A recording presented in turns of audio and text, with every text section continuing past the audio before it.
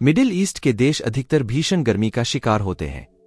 यहाँ के रेगिस्तानी शहर पूरी दुनिया में आकर्षण का केंद्र बने रहते हैं। जब रेगिस्तानी इलाके का जिक्र आता है तो आमतौर पर व्यक्ति के दिमाग में सूखी पड़ी जमीन और भीषण गर्मी दिखाई देती है।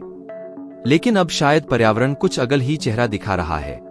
संयुक्त अरब अमीरात में अचानक हुई भीषण बारिश की वजह से सड़कें ही नहीं, इंटरनेशनल एयरपोर्ट तक पानी इकट्ठा होने के कारण बंद करना पड़ गया। लेकिन सवाल ये कि आखिर इतनी बारिश क्यों? माना जा रहा है कि इसके लिए क्लाउड सीडिंग में हुई गड़बड़ी जिम्मेदार है। क्या वाकई भीषण बारिश के लिए यही इकलौता कारण है या कोई दूसरी वजह भी है? यूएई और आसपास के रेगिस्तानी इलाकों में 16 अप्रैल यानी मंगलवार को भयंकर बारिश हुई। एक दिन में हुई बारिश ने पिछले 75 साल का रिकॉर्ड तोड़ दिया। चूंकि इतनी बारिश के बाद बनने वाले हालात से निपटने के लिए यूएई की कोई तैयारी नहीं थी, इसलिए दुनिया के सबसे स्मार्ट शहरों में शामिल दुबई में भी हर जगह सिर्फ पानी ही नजर आ रहा था। हालात इतने खराब हो गए कि दुबई इंटरनेशनल एयरपोर्ट को ही बंद करना पड़ गया। शॉपिंग मॉल और मेट्रो स्टेशंस में पानी भर गया। सड़कों पर वाहन पानी में फंस गए।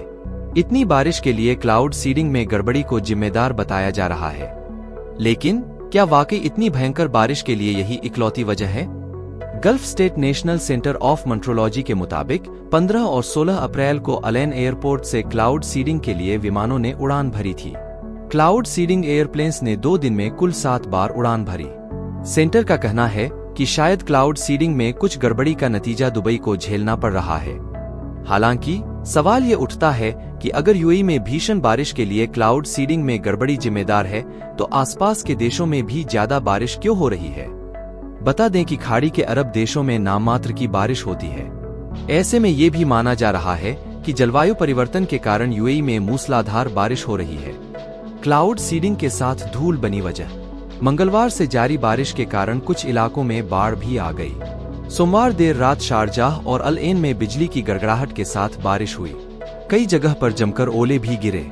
मौसम विज्ञानियों के मुताबिक दुबई और आसपास के देशों में धीमी रफ्तार के साथ सदर्न जेट स्ट्रीम चल रही है। ये वायुमंडलीय हवा अपने साथ गर्मी लेकर आती है। दुबई और आसपास समंदर होने के कारण धूल के तूफान आते हैं। बता दें कि धूल भी क्लाउड सीडर का काम करते हैं। विज्ञान इसे कंडेंसेशन न्यूक्लियाई कहता है। विशेषज्ञों के मुताबिक धूल के तूफान के कारण ही क्लाउड सीडिंग में गड़बड़ी हुई। क्लाउड सीडिंग की जरूरत क्यों है? दुबई में पानी की कमी रहती है। इस कमी को पूरा करने के लिए दुबई में अलग अलग तरह के प्रयास किए जाते हैं। इसी कड़ी में कुछ साल पहले अंटार्कटिका से ग्लेशियर का बड़ा टुकड़ा समंदर के रास्ते दुबई लाने की कोशिश की गई थी। इस परियोजना पर बड़ा खर्चा भी किया गया था। वहीं दुबई में जमीन से पानी निकालकर सबसे ज्यादा इस्तेमाल किया जाता है। तमाम कोशिशों के बाद भी दुबई में पानी की कमी बनी रहती है। इसी समस्या से निपटने के लिए दुबई की सरकार ने क्लाउड सीडिंग के जरिए आर्टिफिशियल बारिश की योजना बनाई थी। इसी में गड़बड़ी हो गई। रही बची कसर वायुमंडल में धूल के कणों ने पूरी कर दी और इतनी बारिश हो गई कि हालात खराब हो गए। ज्यादा बारिश से क्यों डरते हैं लोग? यूएई में ज्यादा बारिश से लोगों को डर लगता है।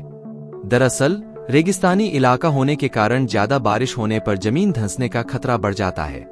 इसके अलावा फ्लैश फ्लड से भी नुकसान का जोखिम बढ़ जाता है। वहीं दुबई में ज्यादा बारिश नहीं होती है, लिहाजा बारिश के पानी की निकासी की बेहतर व्यवस्थाएं भी नहीं है। ऐसे में थोड़ी ज्यादा बारिश भी आम जनजीवन को अस्तव्यस्त करने के काफी होती है। मंगलवार से जारी बारिश के बाद बने बाढ़ जैसे हालात ने इस बात की पुष्टि कर दी है। बता दें कि आर्टिफिशियल रेन के लिए वैज्ञानिक सिल्वर आयोडाइड, ड्राई आइस और नमक को बादलों में छोड़ते हैं। इसी को क्लाउड सीडिंग कहा जाता है। प्रकृति से छेड़छाड़ भी है जिम्मेदार। यूएई की सरकारी न्यूज एजेंसी WAM के मुताबिक 1949 में डाटा जुटाए जाने के बाद से दुबई में मंगलवार को सबसे ज्यादा बारिश रिकॉर्ड की गई है। विशेषज्ञ प्रकृति से छेड़छाड़ को इसकी वजह बता रहे हैं। यूएई ने 2002 में क्लाउड सीडिंग ऑपरेशन शुरू किया था। इसका इस्तेमाल तब किया जाता है जब बादलों में अतिरिक्त बारिश की उम्मीद सबसे ज्यादा होती है। क्लाउड सीडिंग में एरोप्लेन्स या हेलीकॉप्टर का इस्तेमाल किया जाता है।